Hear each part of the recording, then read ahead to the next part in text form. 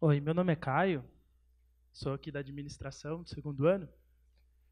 Na sua apresentação, você disse que assim que uma porta se fechou, né, de um negócio, uma outra magicamente apareceu, né, por intermédio de algum amigo e etc. Foi realmente assim ou nesse interim, né, que assim já se mostrava, o negócio já se mostrava em declínio, você já apareceu, já estava pensando numa outra forma, num outro meio de empreender. E outra coisa é assim, dentro de toda essa instabilidade profissional, como você fez para equilibrar a sua vida pessoal, né? Assim, porque boa parte das pessoas que são assalariadas, elas estão acabam ficando dependentes do valor que recebem, né? Isso faz com que elas não arrisquem tanto, né? Quando a pessoa está arriscando, qual que é o caminho para poder ter um equilíbrio familiar, para que não implique negativamente na sua vida pessoal? Caio, é uma ótima pergunta, mas é assim mesmo, não tem equilíbrio não, entendeu?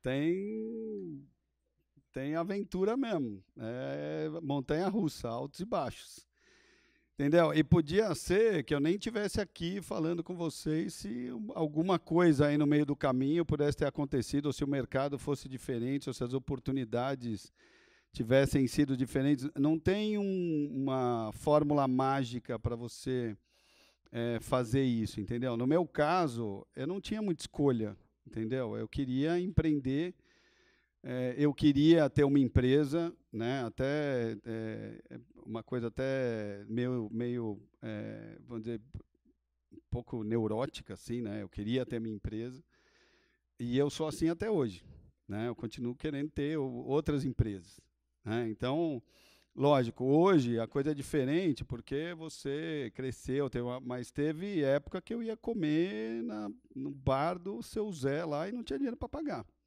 entendeu? E não era uma coisa triste, né? Não era uma coisa ruim assim, não tinha uma depressão assim. Tinha uma aventura como é normal. Então, por exemplo, meus filhos quando nasceram, muitas vezes a minha mulher é que pagava a conta, entendeu? E eu estava lá tentando me virar.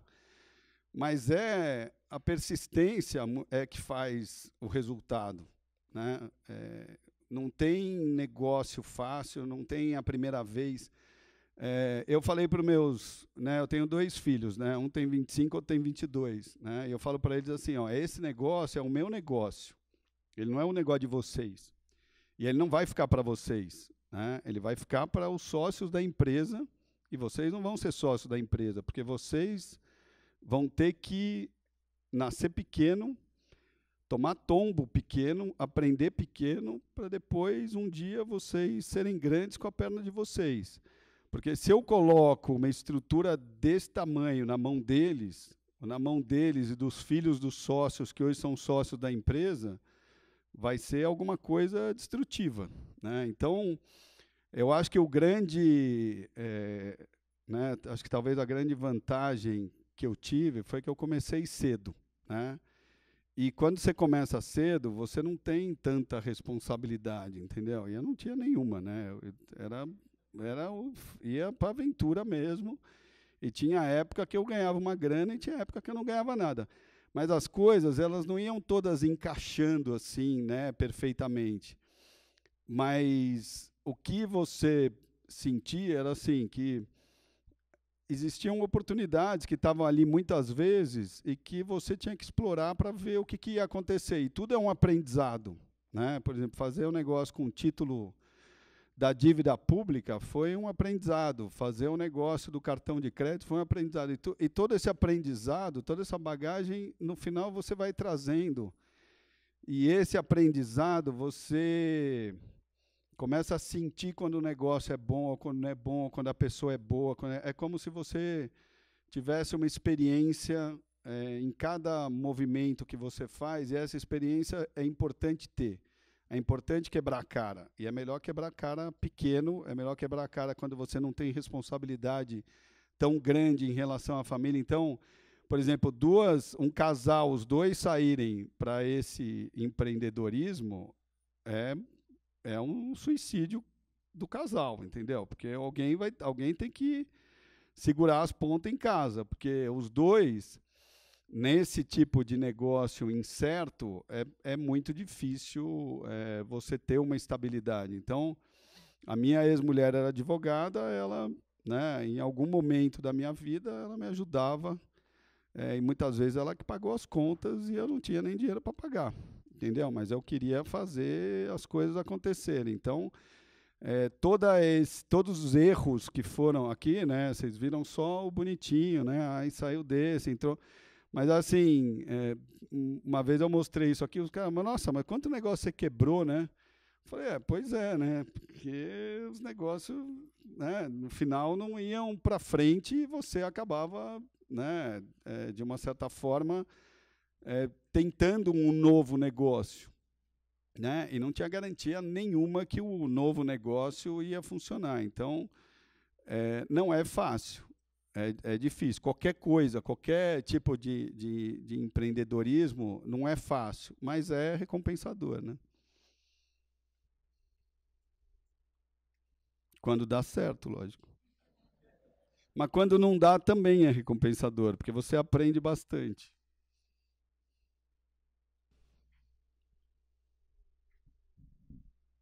Boa noite, eu sou o William, eu sou aluno da veterinária. A minha dúvida é, o senhor tem alguma recomendação de um livro que foi muito importante para a sua vida, em desenvolvimento, numa área que você considera importante? Um mentor, você perguntou, William? Por exemplo, um livro, sei lá, do Warren Buffett, ou Os Sete Hábitos, que muita gente gosta, algum livro nesse sentido. Não teve. Teve um monte de bons conselhos que eu fui levando, né? E coisas que eu vi que eu achei muito interessante, mas não uma pessoa assim, um foco que fosse um espelho assim, né? E que fosse uma pessoa que você se espelha nela e admira ela no limite. Eu acho que todo mundo tem muitas qualidades e também tem muitos defeitos. O que eu procuro fazer é olhar as qualidades das pessoas. Né? Por exemplo, o meu pai, ele, né, se espatifou, teve um monte de problema, e eu tive um monte de problema com ele, mas ele me deu um conselho, né, que eu usei a vida inteira, que foi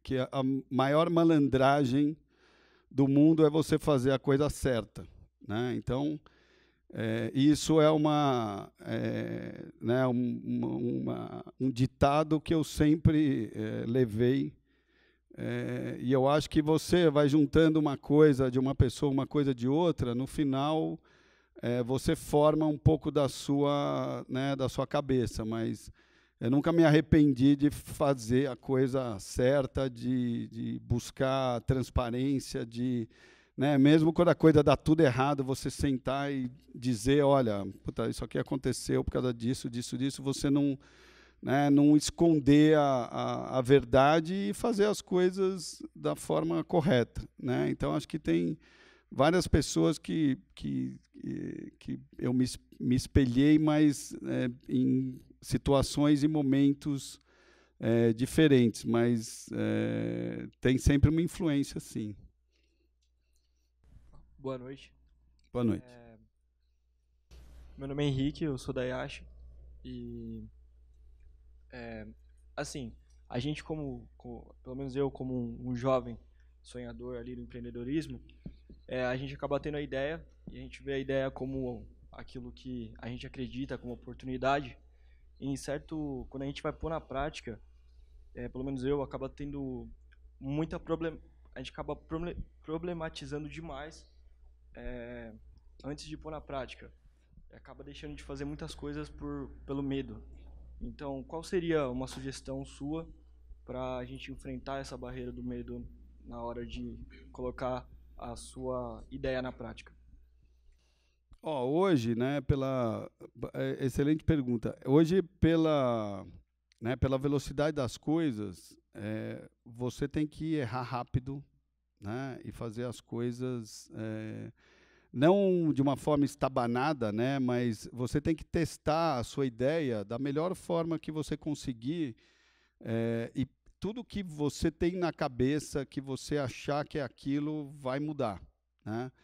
Então, você testar a sua ideia com as pessoas, você discutir isso, porque muitas vezes a gente acaba até juntando um grupo de pessoas que têm a mesma ideia e você nem quer ouvir nada diferente disso ou um questionamento sobre isso, porque você acha que isso vai abalar a tua fé no negócio, né? Mas você tem que fazer isso como um exercício de entendimento, né? Até de defesa, né? Você ouvir o que as pessoas falam, né, sobre esse assunto e você tirar o melhor proveito, mesmo que seja alguém que esteja falando uma bobagem, né? Eu sou um pouco cabeça dura na empresa, né? Eu sou um cara assim que eu boto uma ideia na cabeça e eu também quero sair atropelando e fazendo a coisa, e muitas vezes eu vou ouvindo uma coisa aqui e ali, eu vou rediscutindo a coisa e você vai mudando a sua análise, o seu caminho. Mas hoje, você errar rápido e errar mais vezes é mais proveitoso do que você sentar num projeto que você só vai desenvolver ele na hora que ele estiver perfeito. Porque não vai estar nunca perfeito. E se você não testar ele antes, vai ser difícil você saber se tem possibilidade de funcionar e como ele vai, de uma certa forma, ser criticado ou ter problema ou ser desenvolvido. Então, é importante você testar ele o mais rápido possível, desde que seja possível testar, né? Às vezes ele está muito embrionário, não dá nem para você testar, mas errar rápido é um bom conselho. Eu sou Fernanda, faço engenharia elétrica na Poli. E, bom, pela história da Comerc, a gente percebe que uma empresa precisa ter tato para mudar o foco do negócio quando ela vê que está dando errado. Mas logo no começo, quando você vai criar esse negócio, o que é que vem primeiro, ou pelo menos o que veio primeiro para você? É a vontade de empreender e aí você vai atrás de uma ideia? Ou primeiro nasce a ideia e você tem a garra de ir atrás dela? Fernanda, elas vêm um pouco juntas assim, né? Porque você tem que pegar uma ideia que você acha que ela é boa e você tem que pegar ela com garra e tem que desenvolver. E às vezes, mesmo essa ideia mudando, você está pensando nela, agarrado nela, né? Tentando desenvolver ela. Então, as coisas, muitas vezes, elas vêm da tua insistência em pensar em alguma coisa, né? Quer dizer, a ideia, ela nunca é uma coisa, um clique que cai do céu, né? Ela é um conjunto de coisas que já está na tua cabeça, que de uma certa forma foi se formando e que você ouviu uma coisa aqui, você ouviu uma outra ali, que de repente você acha que aquele negócio vale a pena você desenvolver. Então, ela não é uma ação, não é que nem a maçã que caiu na cabeça ali, que de repente criou uma ideia, né? Ela é um exercício, né? E esse exercício tem muito pouca gente que faz constantemente, né? E isso é o que faz a diferença do empreendedor, né, para uma pessoa que abandona, né, as ideias no meio do caminho, né? Você tem que exercitar essa estratégia, você tem que, né, digerir ela sempre, pensar nela sempre, insistir nela sempre e buscar informação. Você tem que colar nela e ir seguindo na persistência mesmo. Mas é uma construção, entendeu? Não é um clique, não. Então, você tem que estar bem conectado nela e correr atrás mesmo. Boa noite, Christopher. Obrigado pela Boa palestra. noite. Meu nome é Albert, sou recém-formado em Economia aqui na casa. Eu tenho duas perguntas. A primeira pergunta que eu gostaria de saber é quais são as boas práticas de RH que fizeram com que a sua empresa, né, que a Comerc, ganhasse os diversos prêmios de RH que você mostrou. E a segunda pergunta é como que você administra o seu tempo? Então, essa segunda aí não tem, administra o tempo, não. Mas é assim, ó, essa questão das práticas de RH, né, o que a gente procura fazer ali é criar esse espírito colaborador, né? É você realmente fazer muito treinamento, você ajudar as pessoas a se desenvolverem. Por exemplo, a gente tem muito estagiário que vai, né, e entra na Comerc. O depoimento que a gente ouve deles é assim, nunca imaginei que uma empresa se importasse tanto com a gente pudesse tirar todas as dúvidas, que o ambiente fosse aberto e que qualquer um está disponível para me explicar alguma coisa que eu não sei. E a gente insiste muito nisso, porque o pior colaborador, né, é aquele que tem vergonha de perguntar ou que chuta alguma coisa e erra, né, e não se incomoda com isso. Então, o que a gente procura fazer é trazer todo mundo para dentro desse ambiente, né, e fazer realmente um desenvolvimento, olhando as pessoas como um ativo mesmo, né. As pessoas entram lá. Tem muito estagiário que entrou lá e que hoje é sócio da empresa e que tem um único emprego na vida, que foi, né, chegar lá de estagiário e estar lá. E eu espero que fique lá para sempre. Então, quando a gente faz até esse processo de estágio, a gente já avisa, a gente fala, a gente não quer que isso aqui seja um trampolim para você ir para outras aventuras. A gente quer que a sua aventura seja aqui, né? E você criar esse ambiente de empreendedorismo dentro da empresa também é muito importante. Então, tem uma estagiária, por exemplo, que ela entrou lá para rodar modelo de preço, né? E ela chegou num determinado momento e falou, eu acho que vocês precisam de uma área de comunicação aqui, né? E ela é administradora. Eu falei, mas você acha que a gente precisa? Ela falou, acho. Eu falei, então, você vai fazer a área de comunicação? Ela falou, vou. Eu falei, você vai fazer bem feito? Ela falou, vou. Ela tem 12 pessoas embaixo dela e ela cuida da área de comunicação e da área de marketing hoje, e ela é muito bem desenvolvida, é uma das sócias da empresa, mas o desafio para ela foi ela ter que fazer, né, uma coisa que ela nem sabia que ela sabia fazer, né? Então, o que a gente procura fazer ali é dar oportunidade para as pessoas se desenvolverem, né? Hoje, o diretor de RH é um sócio que entrou na empresa e que era o financeiro, né? Aí ele foi para a área comercial de trading, aí um dia ele virou e falou, estou fazendo um MBA em RH. Eu falei, tá mesmo? Tô, porque eu queria ser de RH, é o que eu gosto de fazer. Eu falei, então tá bom. Então ele, né, teve a oportunidade, e ele é um excelente RH, né? Ele é um cara muito bom. Agora, ele foi buscar, né?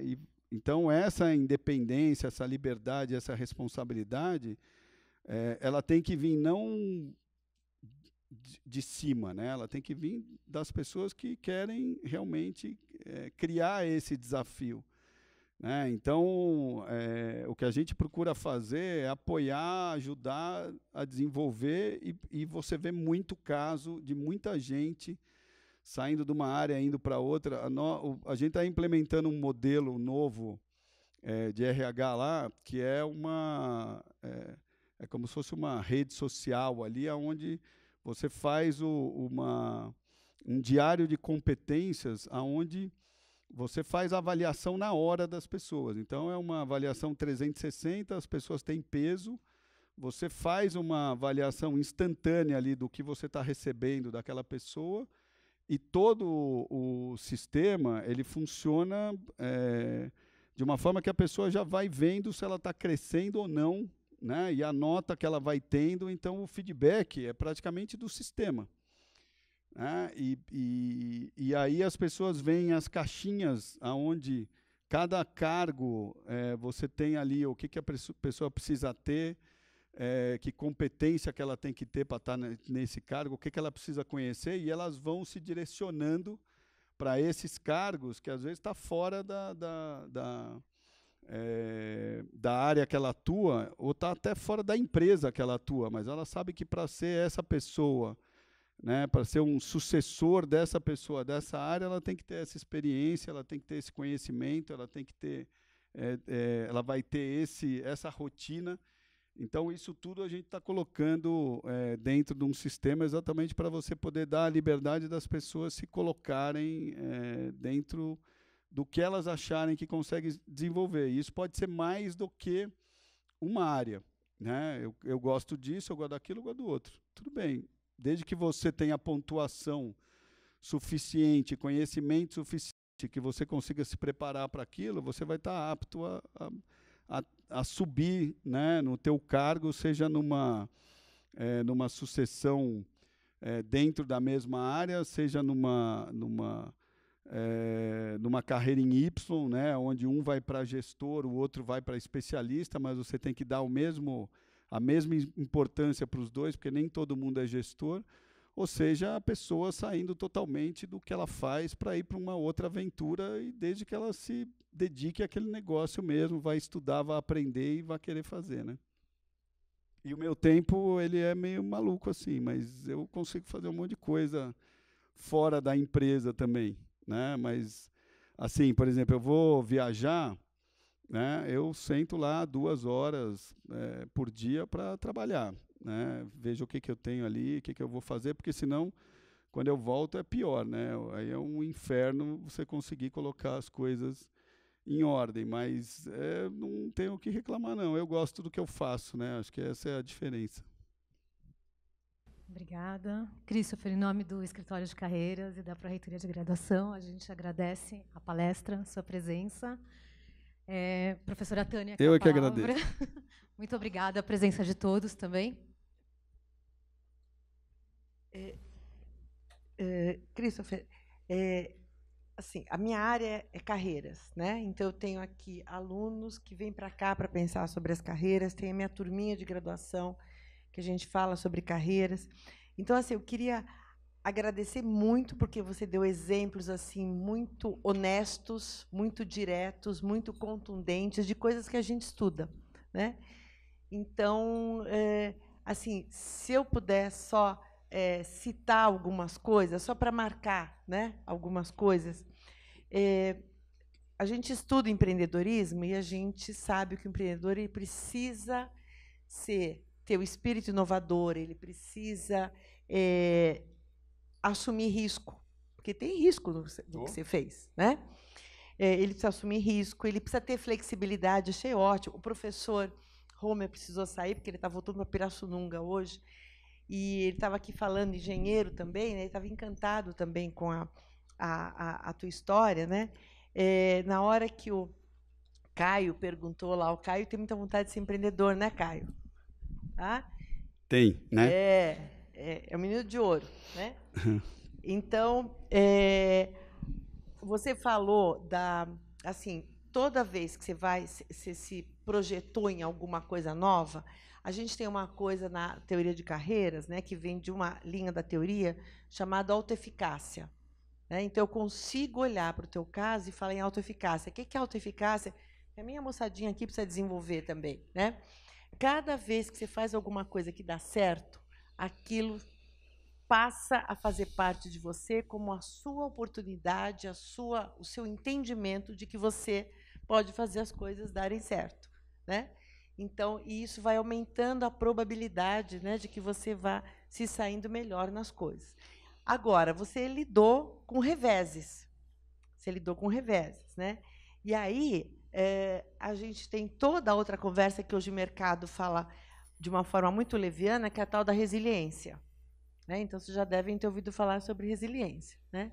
Então, resiliência tem a ver com isso, quer dizer, como é que eu sofro um revés e eu não perco o prumo, né? Que vem da ciência, vem dos materiais, né? Se o professor estivesse aqui, vem da área de engenharia de materiais, né? Então, é você sofrer uma pressão e não perder as suas propriedades. E você sai fortalecido e tem aprendizado.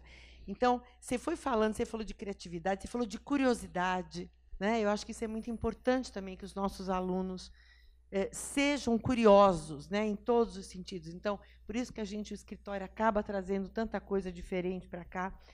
Então, enfim, né, falando tudo isso, aproveitando, eu só tenho uma pergunta para você.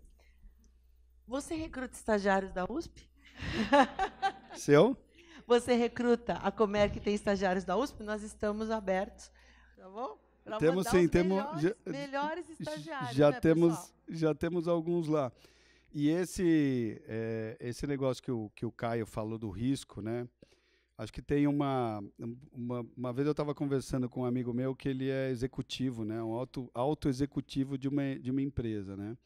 E a gente estava conversando sobre isso, né? Sobre ele sair de lá com a experiência que ele tinha, com a inteligência que ele tem, e a empresa tinha uma característica um pouco travada, assim, né? Em termos regulatórios, assim. Eu falei assim, imagina o que você não faria se você tivesse fora dessa empresa, né? Desenvolvendo isso e trabalhando para você. Aí ele falou assim, mas né, hoje eu sou um executivo, né? Eu tenho um risco eu sair e tudo mais. Aí eu falei para ele o seguinte, eu falei, olha, hoje, né, a gente vai viver 100 anos, né? E o Caio provavelmente uns 120, 130 anos, né? Então, hoje você ser um executivo, né, de uma empresa, mesmo você sendo um executivo, vai chegar num determinado momento, né, que você não vai aguentar a pressão de ser um executivo ou de estar como um executivo, né? E vai vir alguém mais jovem e vai te substituir. Então, o risco é muito menor você sendo um empreendedor ou um investidor do que você sendo um executivo. Porque quando a gente morria com 50, 60 anos, tudo bem, você acabou ali, né, a tua vida, você já está, né, aposentado e tudo mais. Hoje, muito provavelmente, ninguém quer se aposentar, né? Você quer se desenvolver, você quer melhorar. E eu falei isso para ele, né? E ele acabou saindo da empresa e ele montou um negócio dele e ele está muito feliz com o negócio dele. Mas eu acho que a questão do risco, ela é importante, né? Todo mundo tem que tomar muito cuidado com o que faz, a forma que faz, tudo mais. Mas a vida é assim mesmo, né? A vida é um risco, né? E muitas vezes você construir as coisas na idade de vocês, né? Mais jovem e com mais resistência, né? Aos impactos, e você assimilar isso, né? Que foi o que eu falei para meus filhos, eu quero que eles quebrem muito a cara, né? Mas quebrem a cara pequeno, né? Porque se eles tomarem tombo pequeno, eles vão aprender, né, a se desenvolver. E muitas vezes eu ouço pessoas, né, se dando mal em algum negócio e culpando a falta de revés que ele teve, né? Uma pessoa uma vez virou para mim e falou, sabe qual é o problema desse negócio aqui? É que tudo deu muito certo no começo, entendeu? Então eu achei que isso aqui nunca ia dar errado. E um dia deu, né? Então, quando você apanha mais, quando você tem mais experiências, né, essa quantidade de experiência que vai fazer, né, você ser o que você vai acabar se desenvolvendo no futuro. Então, quem quiser realmente, né, ter essa carreira de empreendedor, eu acho que é o melhor risco, né? Pode ser suspeito, né, eu falar, mas se eu faria tudo de novo, né? Talvez um pouquinho diferente, mas faria tudo de novo, né? Tá bom, Cris. Muito, muito obrigado. Quero eu é que deixar uma agradeço. porta aberta para você voltar aqui, tá bom? E agora vou passar para a Lu, nossa mestre de cerimônias. Obrigada, boa noite. A gente vai disponibilizar a palestra, tá, semana que vem no Facebook e no site da Pró-Reitoria, na página do ECAR. Então acompanhem, compartilhem e participem dos novos eventos, tá bom? Legal, obrigado, pessoal. Boa noite aí para vocês. Obrigado.